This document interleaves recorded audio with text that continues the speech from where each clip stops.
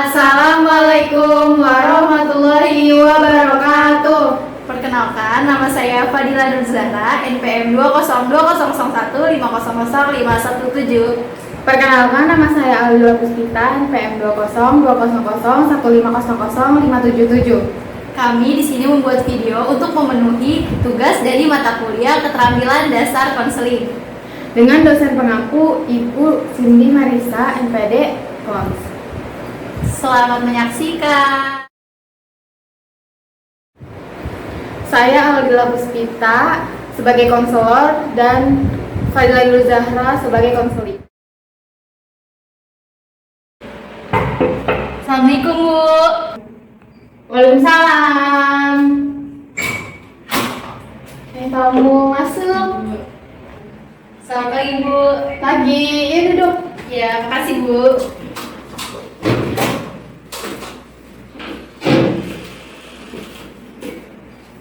Selamat pagi. Pagi, Bu. Apa kabar hari ini? Alhamdulillah baik. Alhamdulillah. Sebelumnya kita perkenalkan diri masing-masing dulu ya. Iya, Ibu. Kalau boleh tahu kamu namanya siapa? Nama saya Fadila Nur Zahra, Ibu, dari Prodi Ekonomi. Ibu bisa panggil saya Fadila. Oke, Fadila. Fadila boleh panggil Ibu Alila atau Ibu Dila. Oke, kalau boleh tahu Fadila ini atas keinginan diri sendiri. Iya, Bu, saya ke sini menemui Ibu atas dasar keinginan dari dalam diri saya, Bu. Baik. Sebelumnya pernah mengikuti kegiatan konseling? Belum, Bu, saya belum pernah mengikuti kegiatan konseling. Oke, Ibu minta izin untuk menjelaskan apa itu konselingnya. Jadi pelayanan yang akan kita lakukan pada hari ini yaitu namanya layanan konseling perorangan, di mana layanan ini merupakan salah satu bagian dalam layanan-layanan konseling yang berupaya menyelesaikan masalah-masalah pribadi yang berupaya dan tujuannya ini untuk mengatasi masalah yang kamu alami. Dan di dalam kegiatan ini tentu harus benar-benar pengalaman yang kamu alami. Di dalam konseling ini nanti akhirnya Fadila yang akan memutuskan sendiri apa yang menjadi pilihan Fadila untuk menyelesaikan masalahnya, dan untuk mendapat hasil yang baik dan efektif Fadila harus aktif bercerita sehingga nanti Ibu bisa memahami dengan baik sampai bisa memberikan treatment terbaik untuk permasalahan Fadila. Mengenai kerahasiaan, Fadila tidak usah khawatir karena di dalam konseling ini ada beberapa kode etik, dan salah satunya itu asas kerahasiaan. Jadi Fadila tidak usah ragu-ragu untuk bercerita dengan Ibu. Untuk semua masalah yang diceritain ke Ibu itu aman, tidak akan diceritakan ke yang lain.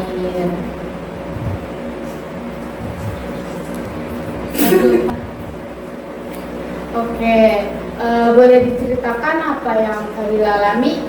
Iya, jadi saya itu gugup gitu, Bu, sama saya itu tidak percaya diri pada saat saya tampil di depan kelas, Bu.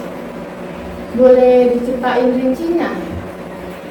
Ya, jadi pada saat saya tampil di depan kelas itu saya gugup, Bu, gitu. Saya tidak bisa berkata-kata, bibir saya kaku gitu, Bu, dan saya mulai merasa tidak percaya diri.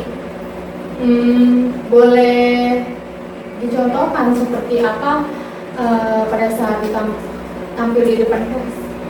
Jadi pada saat saya dipanggil untuk tampil di depan kelas, kelas, saya maju ke depan kelas, mulailah Bu timbul rasa gugup di dalam diri saya, dan saya juga mulai berkeringat dingin Bu. Lalu lama-kelamaan muncullah rasa tidak percaya diri saya pada saat saya tampil di depan kelas, dan saya juga takut gitu Bu, tidak percaya diri untuk menjawab pertanyaan yang diberikan oleh dosen, walaupun pada saat saya sedang duduk gitu Bu, pas dosen saya bertanya. Jadi saya takut salah gitu Bu, tidak bisa menjawab pertanyaan dari dosen dengan lugas. Oke, selanjutnya apa yang Fadila lakukan ketika Fadila merasa tidak percaya diri di kelas? Pada yang saya lakukan pada saat itu, saya hanya bisa berdiam saja Bu, karena jika saya seperti itu, kayak saya tadi gugup, tidak percaya diri, itu saya hanya bisa diam saja karena saya takut gitu Bu, nantinya akan ditertawakan oleh teman-teman di kelas, dan saya tidak bisa menjawab pertanyaan yang diberikan dari dosen saya. Oke, baik. Apakah dengan cara demikian Fadila merasa senang dan nyaman di kelas? Sebenarnya saya tidak nyaman Bu dengan sikap saya yang tidak percaya diri seperti itu di kelas. Mungkin Fadila berpikir segala sesuatunya itu harus sempurna tanpa ada kesalahan sedikit pun. Apa benar seperti itu? Iya Bu, jadi saya selalu menganggap sesuatu hal itu harus sempurna Bu, walaupun diri saya sendiri belum sempurna Bu, seperti itu Bu. Kalau begitu berarti Fadila bingung bagaimana Fadila bisa presentasi dan menjawab pertanyaan dosen di depan kelas, gitu.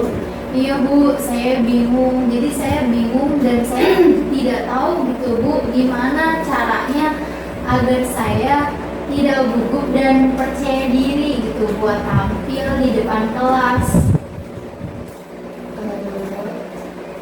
Ya bagus. Fadila sudah memahami masalah apa yang Fadila alami, yaitu bagaimana Fadila bisa presentasi dan tidak gugup ketika berada di depan teman-temannya di depan kelas, gitu ya. Iya Bu, benar.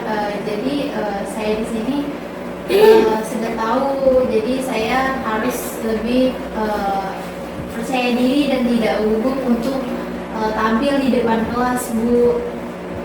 Bagus sekali keinginan Fadila, Ibu sangat senang sekali mendengarnya. Lalu apakah Fadila sudah punya cara untuk mengatasi masalah tentang itu?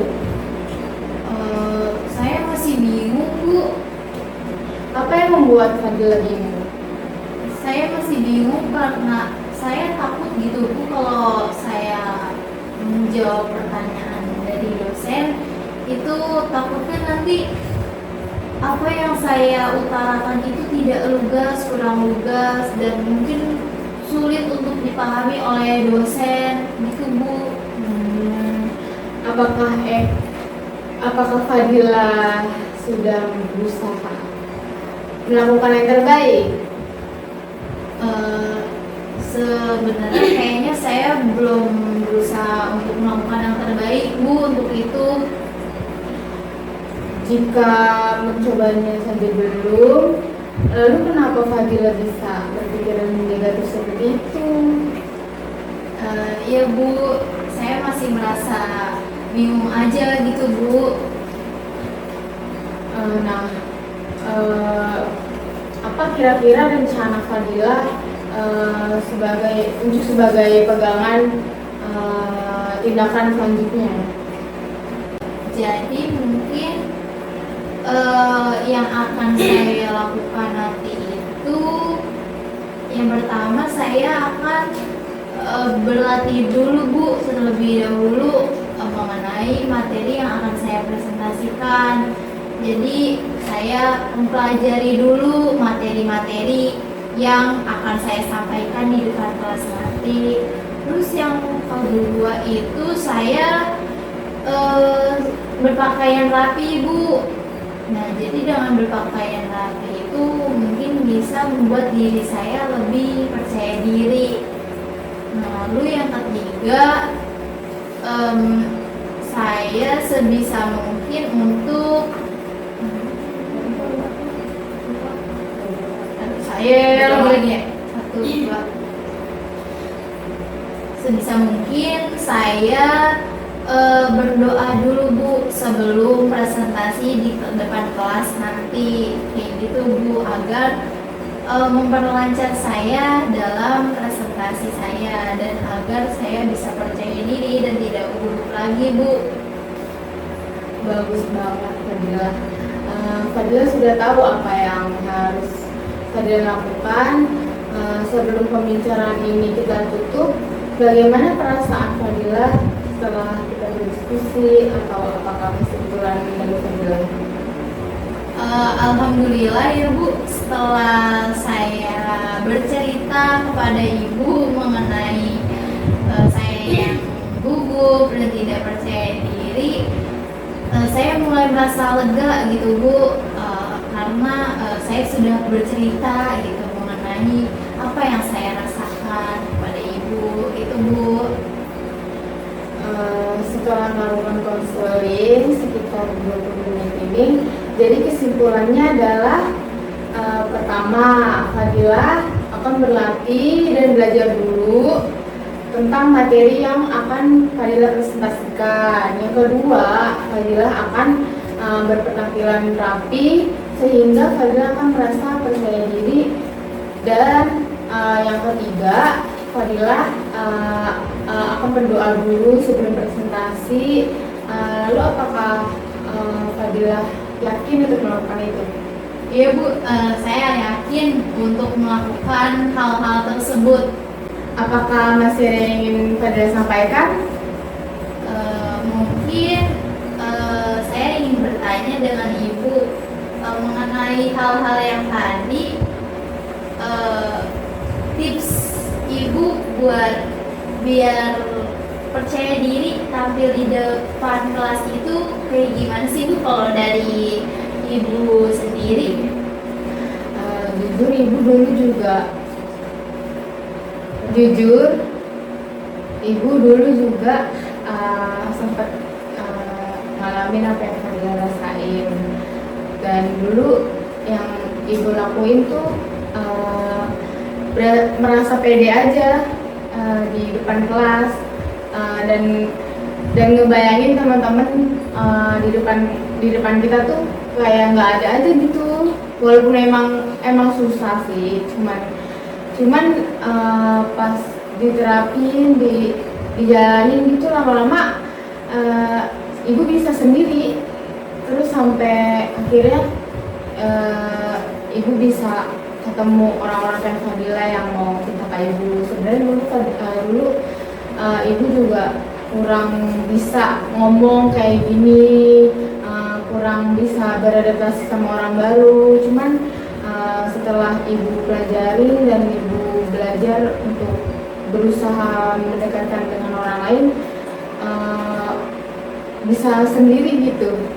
Mungkin emang kalau diomongin agak susah, tapi kalau semisal dilakuin pasti feelnya bakal beda.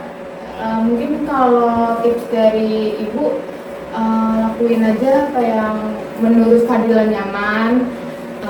Kalau semisal memang ada sesuatu yang susah atau nggak nyaman, ya udah nggak usah dilakuin. Gitu sih menurut Ibu.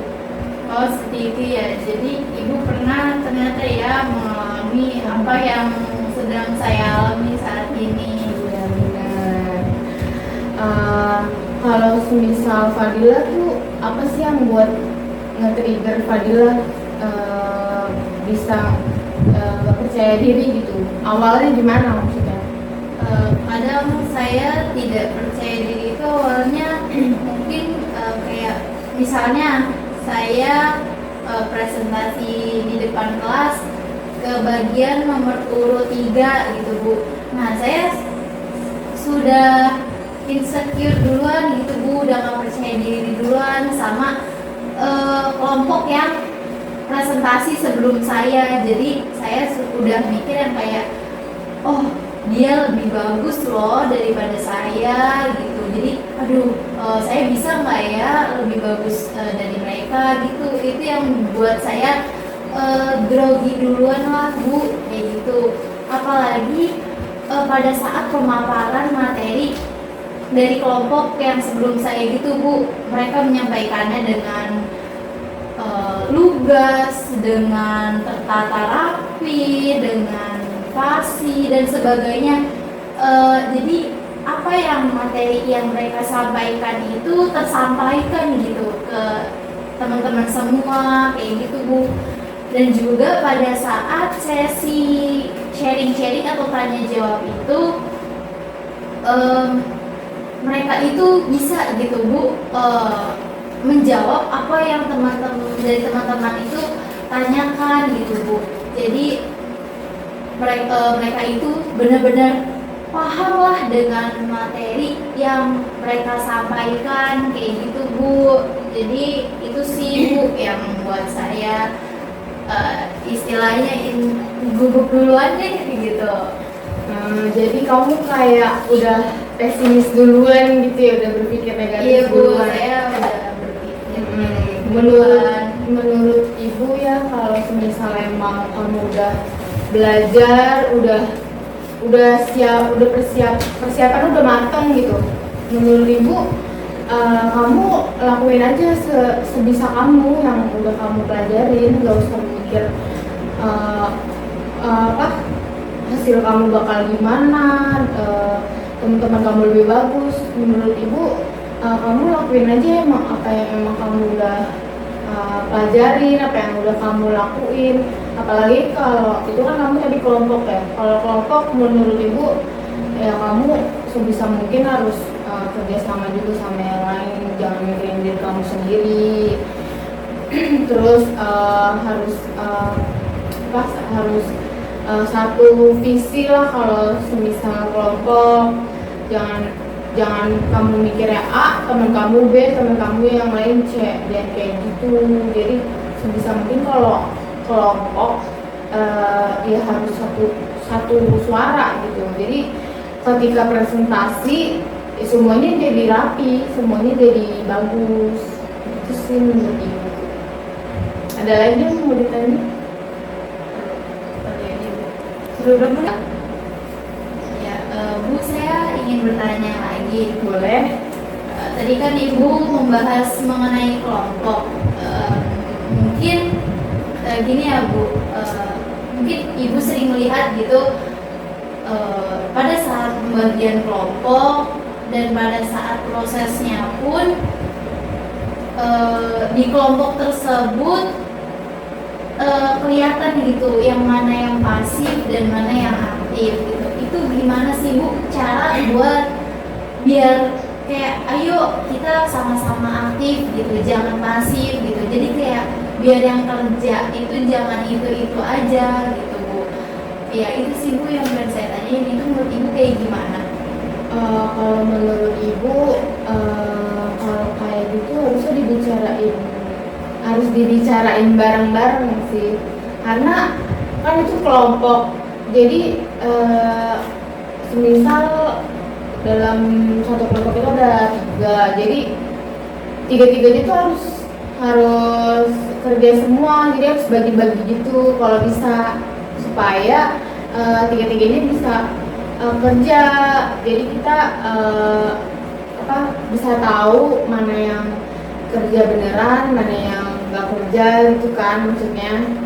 Ya menurut Ibu bagi-bagi tugas aja sih tiap orang di dalam kelompok itu, supaya nggak ada salah satu orang yang nggak kerja gitu. Jadi dia cuma bakal emang enaknya aja nilai udah jadi nilainya numpang nama dan segala macam. Kalau semisal emang dia nggak mau, ya udah kamu blacklist aja di kelompoknya atau kamu laporin ke guru yang bersangkutan. Itu nanti dijelaskan kan nanti dari guru yang bersangkutan itu. Gitu. Oh, seperti itu ya Bu. Mungkin kalau mengenai kayak misalnya gini Bu, kan sekelompok nih, si A maunya ini, si B maunya ini, dan si C maunya ini. Gimana sih Bu cara untuk menyatukan satu suara biar sejalan gitu, satu jalan gitu, itu gimana Ibu? Harus ini sih harus saling kerjasama, nggak boleh ada yang egois, harus menerima pendapat satu sama lain, bisa kerjasama itu yang paling penting nih. Kalau dalam kelompok yang namanya kepalanya beda-beda, isi kepalanya beda-beda, itu harus dibarengin, harus disamain isinya, apalagi kan kelompok harus sama. Ya baik Bu, terima kasih Bu. Apakah masih ada yang Fadila ingin sampaikan? Mungkin sudah cukup ya Bu, itu saja yang saya mau ceritakan ke Ibu. Bagaimana kalau kita tutup pembicaraan ini dan saya mengucapkan terima kasih atas kesediaan Fadila untuk bercerita dengan saya. Iya Bu, saya berterima kasih juga kepada Ibu karena Ibu sudah mau mendengarkan cerita dari saya Bu. Ya, sama-sama. Ya, terima kasih Ibu. Sama-sama. Terima kasih Bu. Di sini saya Fadila Nur Zahra sebagai konselor dan Aldila Puspita sebagai konseli.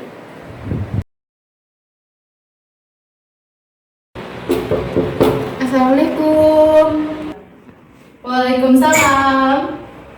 Silakan masuk Nak. Pagi Bu. Pagi Nak. Silakan duduk.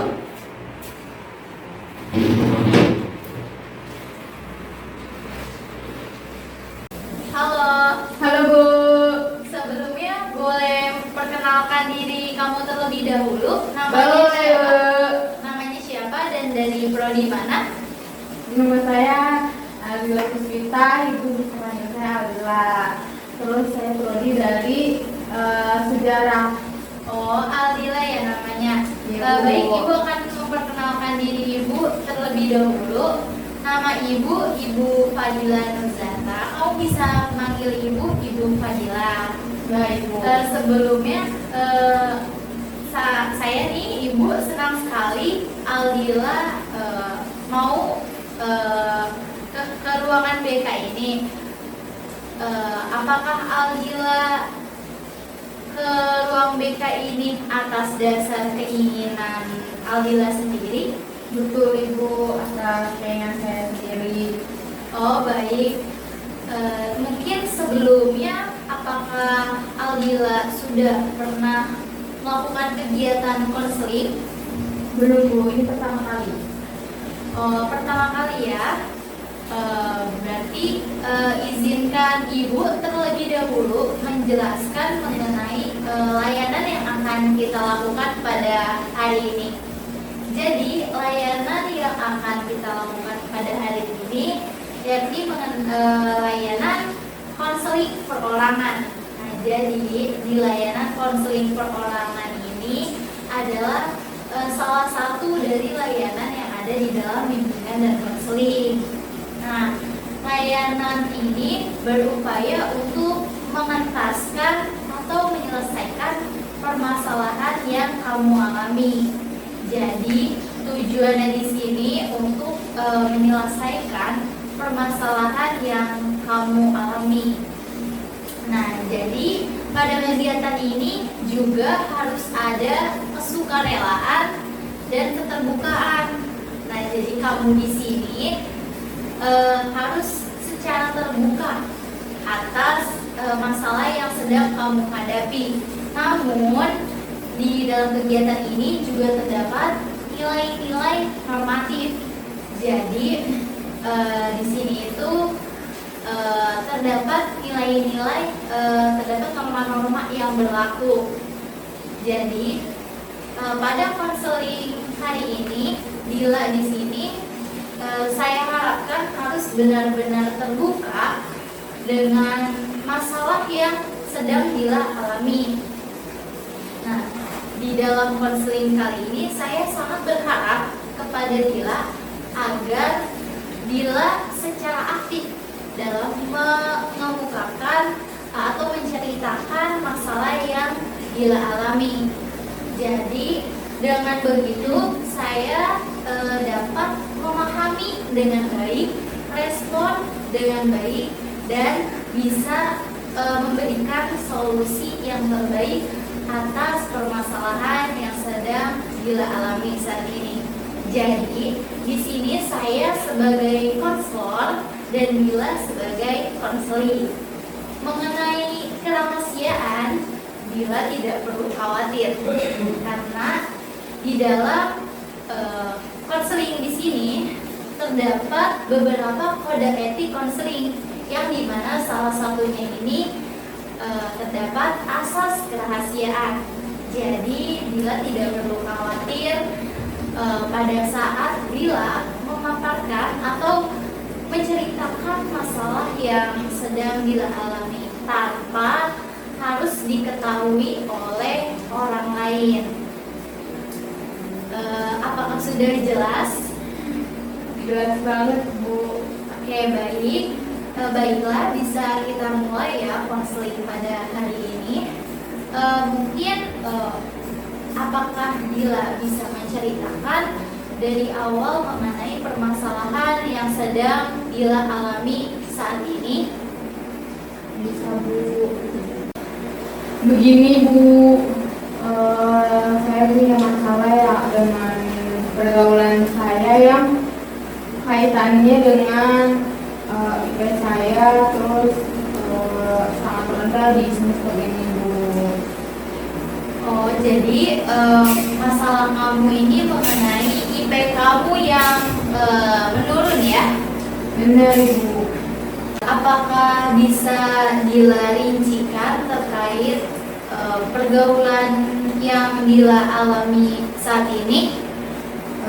Jadi saya punya 4 teman akrab, Bu, tapi IP saya tuh rendah gara-gara mereka, Bu. Sebenarnya saya pengen berhenti berteman dengan mereka, tapi tidak mungkin karena kita udah berteman cukup lama dan pasti saya akan dikucilkan kalau saya menjauh dari mereka. Berarti di sini Dila takut mengenai IP Dila yang turun, dan Dila juga takut dikucilkan oleh teman-teman Dila. Apakah benar? Benar, Ibu. Mungkin bisa Dila ceritakan mengenai keseharian pergaulan Dila sehari-hari gitu. Biasanya kami berempat selalu kemana-mana bareng sih, Bu. Terus yang kami lakukan juga benar-benar gak bermanfaat sebenarnya, Bu. Terus kalau misal pulang kuliah kita ngabisin waktu sampai maghrib, terus cuma main kemana-mana, gak jelas, dicek, naik motor, gabut, terus shopping dan lain-lain. Bahkan kita juga sampai lupa, bahkan mereka sibuk yang lupa sama ibadah buat sholat. Oh, berarti keseharian Aldila dengan teman-teman Aldila di sini bisa dibilang cukup mengarah ke dampak yang negatif, bukan begitu? Iya, benar, Ibu. Terus saya udah berusaha buat ngurusin pergaulan yang pertemanannya saat ini saya jalanin sih, Bu. Terus tapi tapi kayak nggak direspon gitu, malah saya dibodohin Bu kalau misal saya berpendapat. Terus misal kita jalan, mereka saya lupa sama sholat, terus saya sering ngajakin, malah saya dibilang soalin.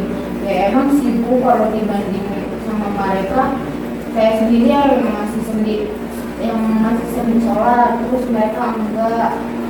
Terus kalau saya puasa sebenarnya juga dibilang soalin, sering diledekin. Sebenarnya saya juga pengen tetap temenan sih Bu, temenan aku sama mereka. Jadi berarti di sini Dila itu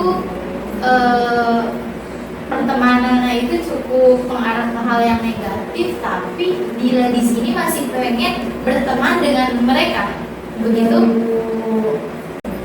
Tadi di awal Dila bilang kalau Dila itu tidak ingin berteman lagi dengan mereka, tetapi baru saja Dila bilang kalau Dila itu tetap ingin berteman dengan mereka. Ya juga sih Bu, saya bingung. Kayaknya saya nggak bisa ngubah mindset mereka deh. Dan saya juga sebenarnya pengen dapetin IP yang maksimal Bu di semester ini. Jadi Dila di sini ingin tetap berteman dengan teman-teman Dila, dan Dila ingin IP Dila di sini tidak menurun. Iya Bu, benar. Jadi apakah Dila sekarang merasa sedih? Iya Bu, sedih. Kalau boleh tahu, Dila sedih karena kenapa?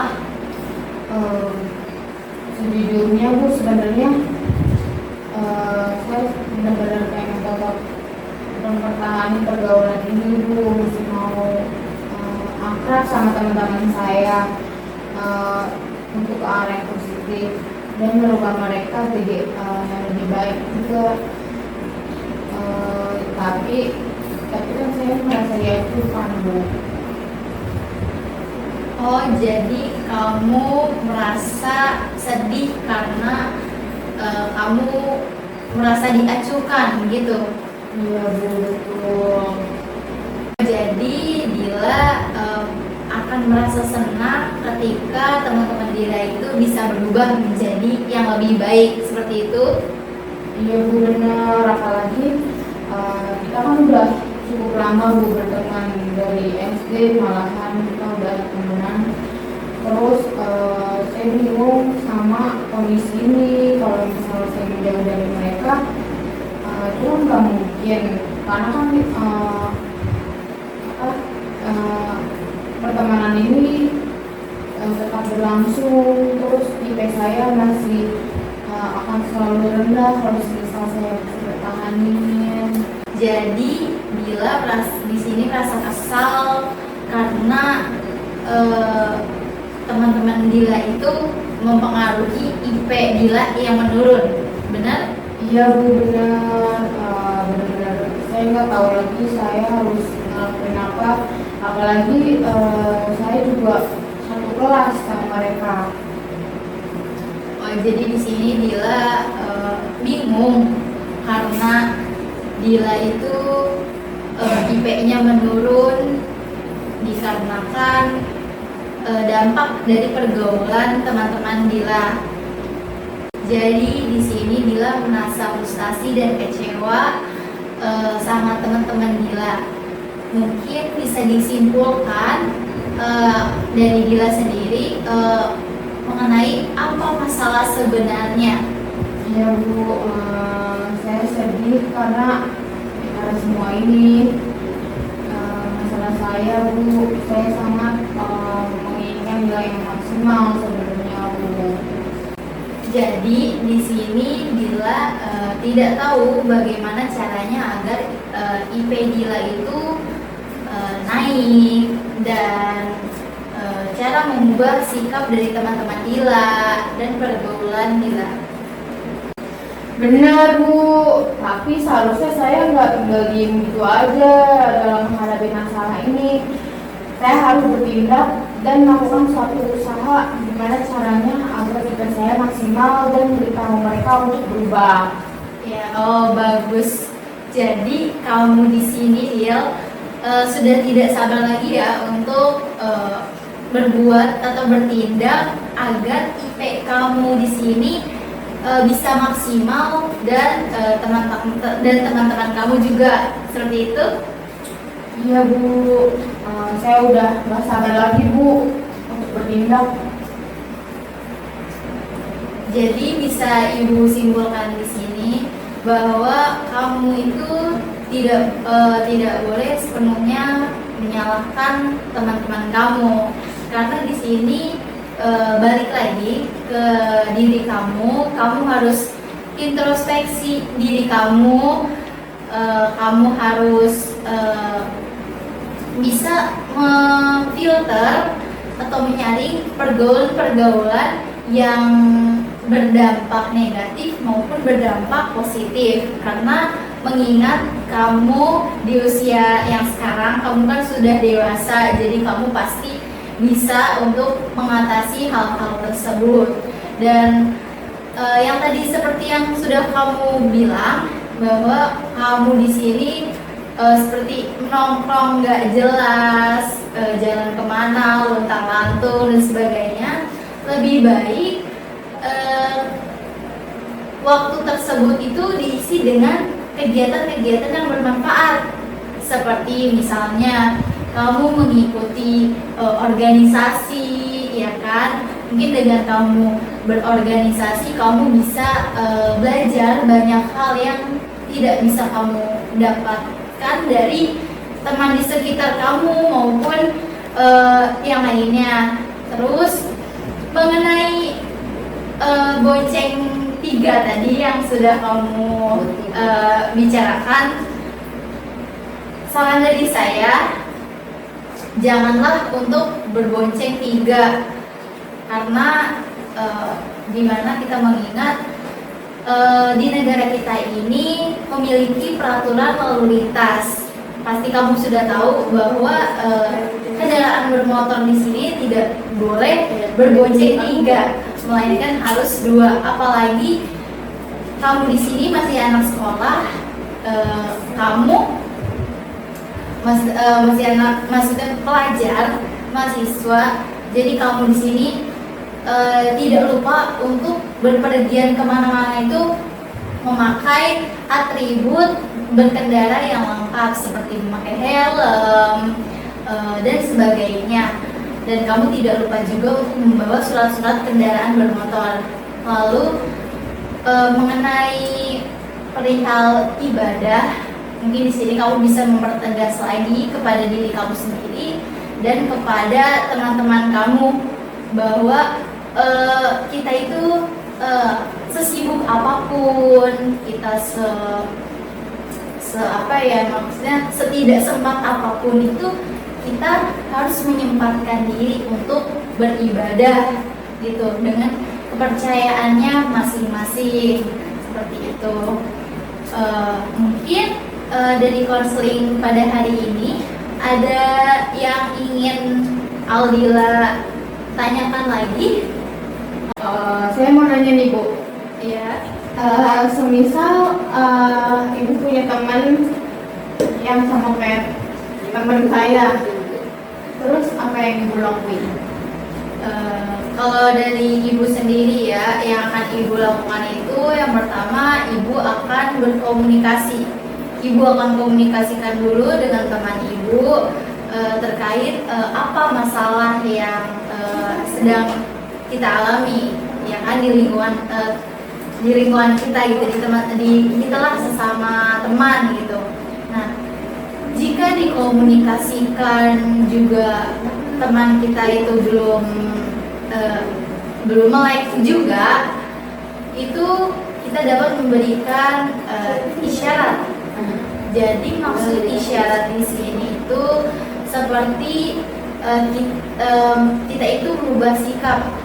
Misal kamu melihat saya yang merubah sikap secara tiba-tiba, seperti perlahan-lahan diam atau dan sebagainya. Nah, itu tujuannya agar diri kamu itu menyadari atau mengintrospeksi, kenapa ya si ini kayak gini sama saya, kok dia kayak gini sama saya, kayak gitu. Jadi itu biar kita juga bisa melihat teman kita itu peduli gak sih sama kita sebenarnya gitu. Kok misalnya kita kayak diemin dia kayak gitu dan sebagainya. Nah, jika dua hal itu sudah dilakukan tapi tidak tersampai juga atau tidak membuat melek teman kita juga, maka yang bisa kita lakukan adalah dengan menjauh secara perlahan. Karena balik lagi, di dalam diri kita itu pasti memerlukan pertemanan yang sehat, pertemanan yang bisa membawa kita ke hal-hal yang bisa mengupgrade diri kita itu menjadi lebih baik lagi, menjadi individu yang berkualitas dan sebagainya, seperti itu. Baik Ibu, terima kasih Ibu jawabannya. Ya, sama-sama, Dil.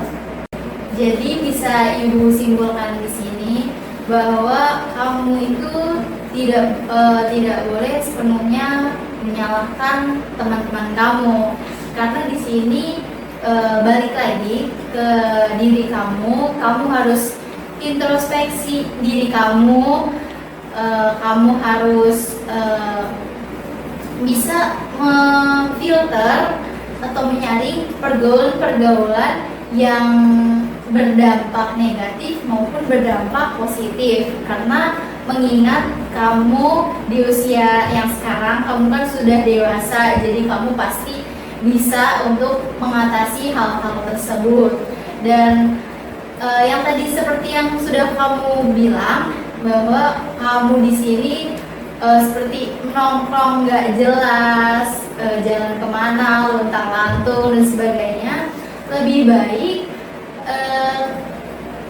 waktu tersebut itu diisi dengan kegiatan-kegiatan yang bermanfaat, seperti misalnya kamu mengikuti organisasi, ya kan? Mungkin dengan kamu berorganisasi, kamu bisa belajar banyak hal yang tidak bisa kamu dapatkan dari teman di sekitar kamu maupun yang lainnya.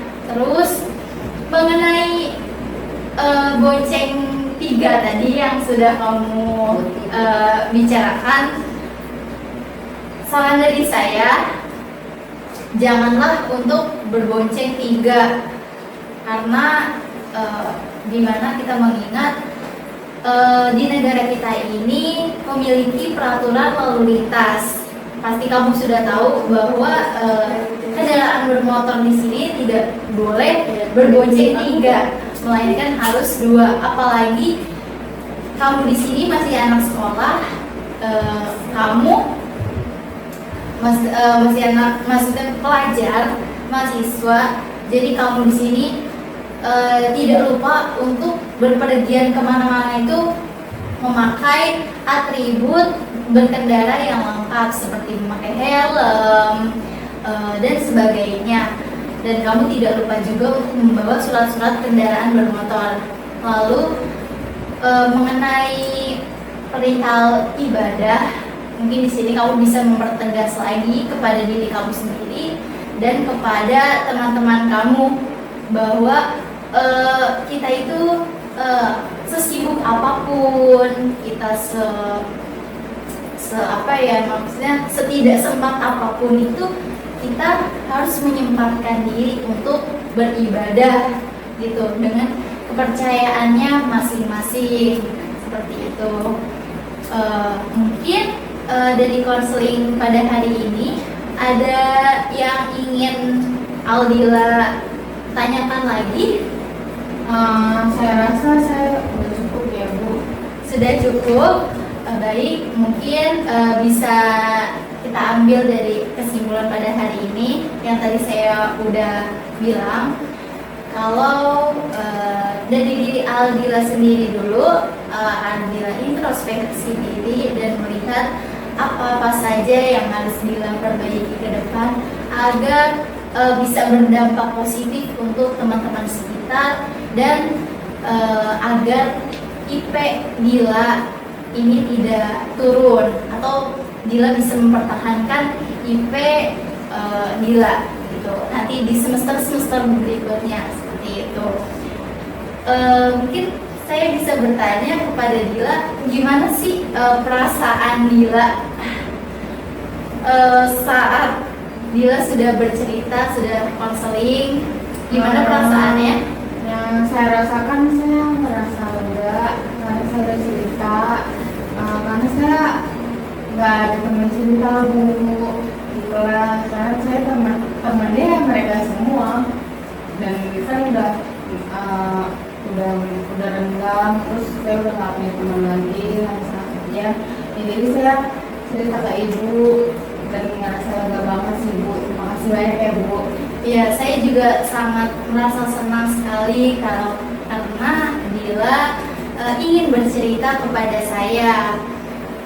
Mungkin nanti di lain-lain waktu jika Dila ingin bercerita atau sharing-sharing, bisa datang ke ruangan ibu. Ibu buka selama ibu ada di ruangan tersebut. Mungkin terima kasih sebelumnya kepada Dila. Saya akan menjamin bahwa apa yang sudah Dila ceritakan dijamin kerahasiaannya oleh saya. Jadi di sini selain saya dan Dila tidak ada lagi orang lain yang mengetahui mengenai cerita Dila. Jadi seperti itu. Mungkin terima kasih untuk Dila. Dari saya mungkin sudah cukup. Mungkin ada yang ingin Dila sampaikan. Enggak ada bu. Oke, baik. Mungkin terima kasih sebelumnya kepada Dila. Selamat siang.